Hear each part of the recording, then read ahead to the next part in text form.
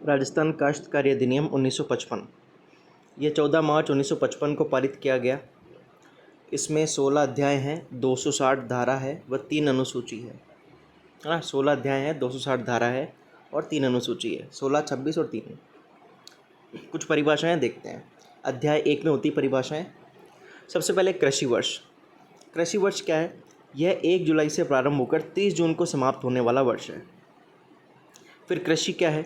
कृषि में एक तो कृषि है, उसके साथ साथ क्या क्या चीज़ें हैं? एक HDFC है, हॉर्टिकल्चर, डेयरी फार्मिंग, फॉरेस्ट्री और कैटल ब्रीडिंग, ये सब शामिल है। फिर होता है काश्तकार। वह व्यक्ति जो स्वयं या नौकरों के माध्यम से कृषि व कृषि के अधीन क्रियाओं को करता है, उनसे अपना जीवन निर्वाह करता है, वो क्या कहलाता है? काश्तकार कहलाता है। ठीक है, वो व्यक्ति क्या कहलाता है? काश्तकार। फिर आसामी क्या होता है? वह काश्तकार जो लगान देता है, आसामी कहलाता है। यह कुछ प्रकार के होते हैं, जैसे खुद काश्त के आसामी है ना, गैर खातिरदार आसामी, आसामी खातेदार आसामी। इन आसामियों में आबू क्षेत्र के स्थायी आसामी व अजमेर क्षेत्र के परंपरागत आसामी भी शामिल हैं। फिर आता है शिकमी आसामी। शिकमी आसामी को अपन डेली लैंग्वेज में बोले तो ये होता है हाड़ी। हाड़ी मतलब होता है ना सीरी। अपन किसी को अपनी भूमि दे देते हैं कि तू मेरे को उस पर खेती कर दे और मेरे को अपने प्रॉफिट का हिस्सा दे देना, वो होता है शिकमी आसामी। वे आसामी जो भूमि के मालिक से काश्तकारी के लिए भूमि धारण करते हैं, शिकमी आसामी कहलाते हैं, चाहे राज्य के किसी भी भाग में किसी भी नाम से जाने जाते हो, है ना। तो मतलब क्या है? वे आसामी जो भूमि के मालिक से काश्तकारी के लिए भूमि प्राप्त करते हैं, क्या कहलाते हैं? शिकमी आसामी कहलाते हैं। ये राज्य के किसी भी भाग में किसी भी नाम से, अन्य नाम से जाने जाते हो, उससे कोई फ़र्क नहीं पड़ता। फिर है नालबट।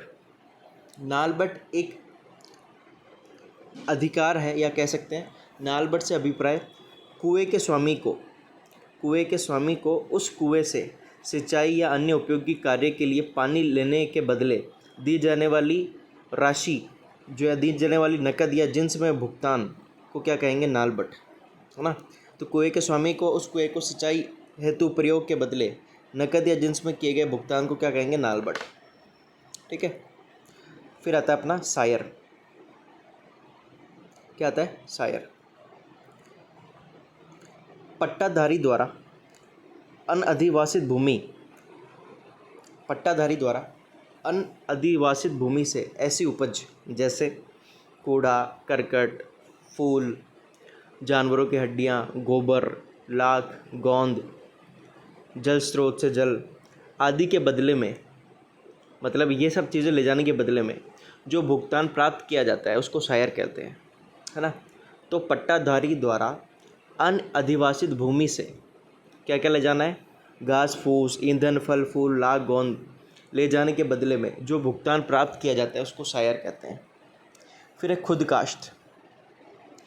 राज्य के किसी भाग में भू संपत्ति द्वारा स्वयं भूमि को काश्त करना खुद काश्त कहलाता है, या स्वयं काश्त की गई भूमि खुद काश्त कहलाती है।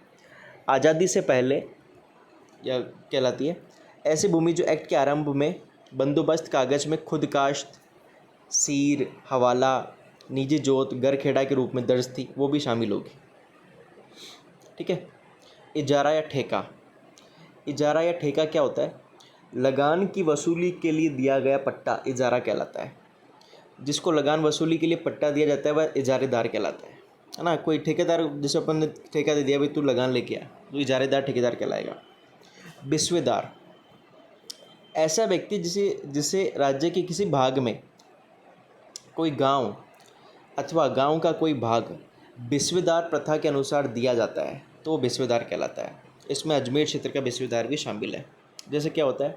राजा हुआ करता था, राजा के नीचे हुआ करता था जमींदार, फिर जमींदार के नीचे हुए करते थे कई सारे बिस्वेदार। तो ये बिस्वेदार टैक्स कलेक्ट करके जमींदार को देते और जमींदार इकट्ठा टैक्स करके राजा को देता। इस प्रकार का सिस्टम था। तो ऐसा व्यक्ति जिसे राज्य के किसी भाग में कोई गांव अथवा गांव का कोई भाग बिस्वेदार प्रथा के अनुसार दिया जाता है ना। राज्य के किसी भाग में गांव या गांव का कोई भाग बिस्वेदार प्रथा के अनुसार दिया जाता है, बिस्वेदार कहलाता है।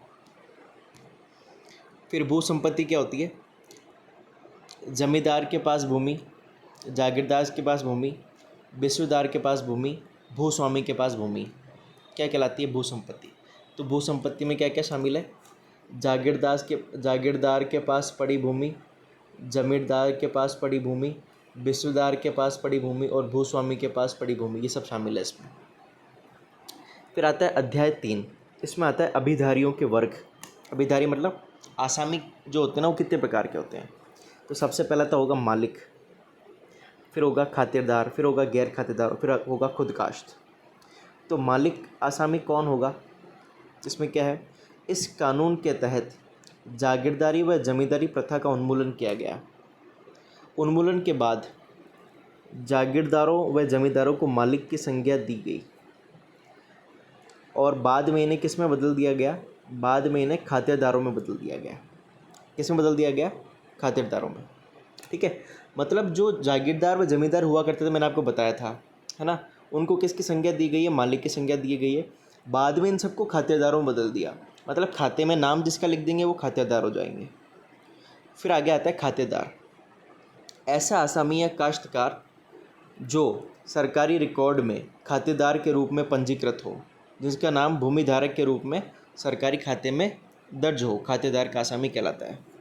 जिसका नाम भूमिधारक के रूप में सरकारी खाते में दर्ज हो, खातेदार आसामी कहलाते हैं। गैर खातेदार, ऐसा आसामी जो भूमि के खाते में खातेदार के रूप में पंजीकृत नहीं हो।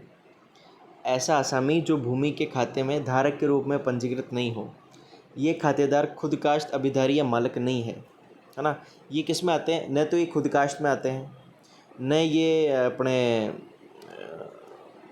खातेदार में आते हैं, न मालिक में आते हैं। मतलब ये क्या है, एक्चुअली हुआ क्या था कि पहले स्वतंत्रता से पहले जो सारी ज़मीन राजा की हुआ करती थी, राजा अपने अकॉर्डिंग ज़मीन को किसानों को दे दिया करता था कि तुम खेती करो और मुझे लगान वगैरह वो सब खाने पीने का दे देना, ऐसा था। तो जो आदमी खेती करते थे वो तो खुदकाश्त के आसामी हो गए। उसके बाद जो अपने ज़मींदार वगैरह थे, है ना, उनको बना दिया गया मालिक। फिर क्या हुआ कि जो ज़मीन थी वो कई लोगों में बांटी भी गई, है ना, ज़मीन उन्मूलन एक्ट हुआ ना, ज़मीन बांटी गई। उनको कहा गया गैर खातेदार। उनको क्या कहा गया, गैर खातेदार लोग। अब धीरे धीरे उन गैर खातेदारों को क्या किया गया, उन गैर खातेदारों को 10-15 साल बाद खातेदार में बदल दिया गया।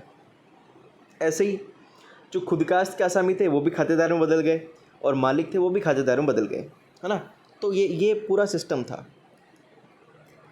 फिर खुदकाश्त का आसामी, खुदकाश्त की भूमि धारण करने वाला आसामी खुदकाश्त आसामी कहलाता है ना।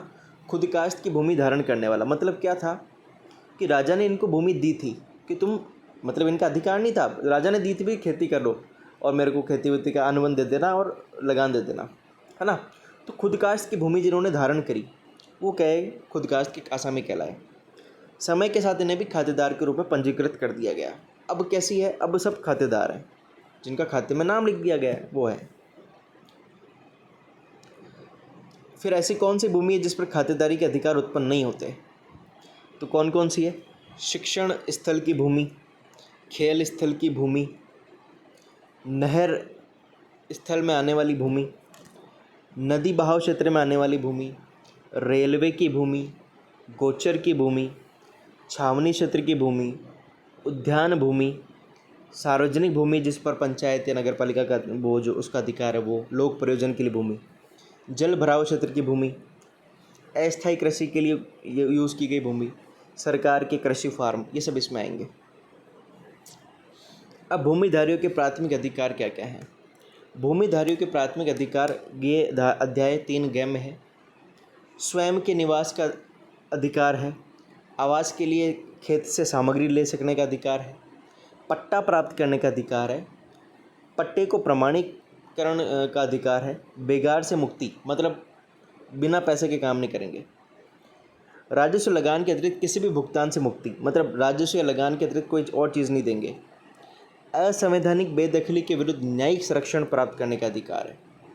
ये सब अधिकार इनको हैं। किसके हैं, भूमिधारियों के प्राथमिक अधिकार। फिर है बेदखली। बेदखली है अध्याय 11 में। अध्याय 11 में क्या आता है, बेदखली। निम्न कारणों के आधार पर इसको बेदखल किया जा सकता है।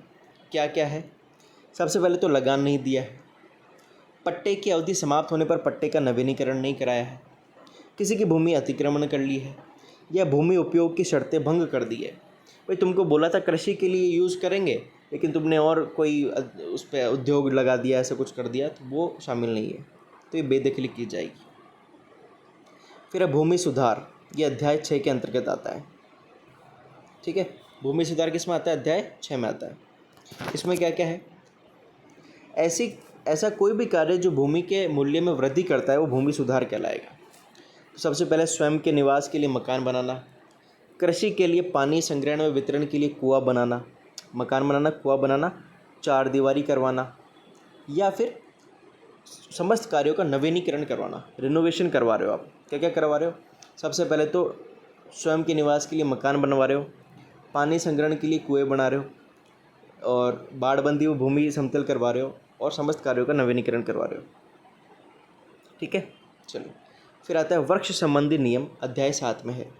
ठीक है, इसमें क्या है? कोई भी आसामी भूमि में वृक्ष लगा सकता है, लेकिन शर्त है कि वो वृक्ष आसपास की उपजाऊ क्षमता को कम ना करे। फिर खातेदार आसामी अपने भूमि क्षेत्र में स्थित वृक्षों को किसी भी प्रयोजन से हटा सकता है। मतलब ऐसा आसामी जिसको गवर्नमेंट रिकॉर्ड में जो दर्ज है वो किसी भी प्रयोजन से अपने हटा सकता है वृक्ष। गैर खातेदार आसामी अपने भूमि क्षेत्र में स्थित वृक्षों को तहसीलदार की पूर्वानुमति से हटा सकेगा। गैर खातेदार कौन थे? लोग जिनको यूं ही मतलब शामिल कर लिया था कि चलो तुमको ज़मीन बांट दी थी, ऐसे ही, ये पहले की बात है। तो मतलब वो अब भूमि उनकी है नहीं एग्जैक्टली, बस उनको यूं ही दे रखा है कि चलो करो तुम। फिर 10-15 साल बाद उनको खातेदार बनाया। ठीक है, तो ये इनको तहसीलदार की अनुमति लेनी पड़ेगी। शिकमी आसामी को वृक्ष काटने से पहले आसामी की अनुमति लेनी पड़ेगी, क्योंकि अपने को पता है शिकमी आसामी तो कौन है। शिकमी आसामी तो हाड़ी है, हाड़ी या सीरी जिसको अपन कहते हैं, जिसको अपन ने भूमि दी है कि तो खेती कर, हमको कुछ उत्पादन का कुछ भाग दे देना। वो तो उसकी ज़मीन तो है नहीं, तो अपने से पूछेगा वो। वृक्षों से संबंधित विवाद का निर्णय तहसीलदार करेगा। अवैध रीति से वृक्ष हटाने पर शास्तियों का प्रावधान है। किसी अवैध तरीके से हटा रहे हो आप, जबरन आपने हटा लिया, तो उसके लिए शास्तियों का प्रावधान मतलब जुर्माने का प्रावधान। फिर क्या है? अध्याय 9। अध्याय 9 में है लगान का निर्धारण व उसमें परिवर्तन। तो सरकार लागत की दर का निर्धारण करेगी। आसामी जो लगान है नगद या जिन्स में दे सकता है। किस में दे सकता है? नगद में दे सकता है, जिन्स में दे सकता है। शिकमी आसामी द्वारा जिन्स में दे लगान समग्र उपज के 1/6 भाग से ज़्यादा नहीं होगा। शिकमी आसामी अगर कोई है तो अगर वो लगान दे रहा है तो समग्र उपज का 1/6 भाग मतलब 16.5% लगभग से ज़्यादा वो लगान नहीं देगा। यदि भूमिधारी शिकमी आसामी को कृषि व्यय में अंशदान देता है, तो मैक्सिमम लगान 1/4 हो सकता है। कितना हो सकता है? 1/4। अब जैसे क्या है कि भूमि वाले ने कहा कि कुछ भाग मैं दे दूंगा, बीज वगैरह मैं दे दूंगा। अब अगर शिकमी आसामी से अपन लगान ले रहे हैं तो वो 25% तक ले सकते हैं, क्योंकि उसने खेती करने के लिए पैसा तो लगाया ही नहीं, पैसा तो उसके मालिक का लगा है, तो ले सकते हैं। अब लेकिन पिछले वर्ष में जैसे जो भी लगान था उसमें 1/4 भाग से ज़्यादा वृद्धि नहीं की जा सकती। लगान अगर राशि में ले रहे हैं अपन, तो राशि नियंत्रण अधिकारी तय करेगा कि कितनी लेनी है, क्या है। फिर है काश्तकारी अधिकारों का अवसान, मतलब अधिकार कब खत्म हो जाएंगे किसान के? यदि उत्तराधिकारी छोड़े बिना आसामी की मृत्यु हो जाए, या भूमि का परित्याग या समर्पण कर दे, भूमि की अवाप्ति हो जाए मतलब सरकार ले ले, विधिक बेदखली होने पर बेदखल कर दिया जाए, भूमि क्षेत्र को दान में देने या बेचने पर, अभिधारी विदेश में चला जाए। तो मतलब क्या क्या है? एक तो उत्तराधिकारी नहीं है, एक है उसने समर्पण कर दिया, परित्याग कर दिया भूमि को, एक है उसकी बेदखली कर दी हो, एक कृषि भूमि की अवाप्ति कर ली हो किसी कारण से, एक है कि दान में देने बेचने पर, एक है अभिधारी अवैधिक तरीके से विदेश चला जाए उसके लिए। फिर है भूमि का अंतरण, ट्रांसफ़र ऑफ लैंड। इसमें है भूमिधारियों का अधिकार अंतरणीय नहीं है। इसका मतलब ये नहीं कि तुमने ट्रांसफ़र कर दिया, पर विभाजन द्वारा, उत्तराधिकार द्वारा, विनिमय द्वारा ट्रांसफ़र किया जा सकता है ना। जैसे आपने लीगली करो जो भी करना है, विभाजन द्वारा, उत्तराधिकार द्वारा, विनिमय द्वारा ट्रांसफ़र किया जा सकता है। SC ST और शहरी जाति की भूमि समान जाति में ही हस्तांतरित होगी, उनकी जाति में ही होगी। फिर है भूमि किराए पर देने संबंधी नियम। गैर खातेदार भूमि को 1 वर्ष से ज़्यादा के लिए किराए पर नहीं दे सकता। खातेदार भूमि को 5 वर्ष के लिए दे सकता है, लेकिन 5 वर्ष के बाद 2 ईयर का गैप लेना होगा, फिर वापस दे सकता है। कृषि से संबंधित व्यवसाय के लिए भूमि को 15 साल किराए पर दे सकता है, जैसे कोई वेयर हाउस बनाना है, ग्रीन हाउस बनाना है, उसलिए अवधि को 15 साल और आगे बढ़ाया जा सकता है। अन्य व्यवसाय कोई है तो 30 + 10 ईयर के लिए कर सकते हैं।